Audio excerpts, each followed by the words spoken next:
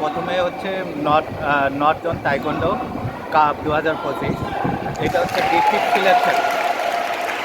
এখান থেকে ডিস্ট্রিক্টে যারা সিলেক্টেড হয়ে যাবে গোল্ড মেডেলিস্ট, তারা গোল্ড, সিলভার, ব্রোঞ্জ যারা মেডেলিস্ট থাকবে তারা স্টেট গেমে ডাইরেক্ট চান্স পেয়ে যাবে। আর স্টেটে যারা মেডেল মারবে তারা ন্যাশনাল সিলেকশনের মাধ্যমে ডাইরেক্ট ন্যাশনাল খেলতে পারবে। কতজন অংশগ্রহণ করেছে? প্রায় 160 জন অংশগ্রহণ করেছে। এবং পুরুষ ও মহিলা মিলে কটা বিভাগে অংশগ্রহণ করেছে?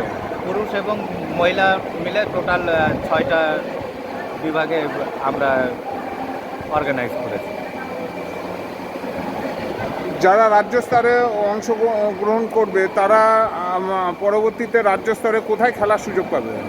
রাজ্য স্তরে খেলা যারা রাজ্য স্তরের সামনে 4 থেকে 6 তারিখ, মানে মে মাসের 4 থেকে 6 তারিখ আপনার বিশ্ব বাংলা কনভেনশনে স্টেট গেম হবে।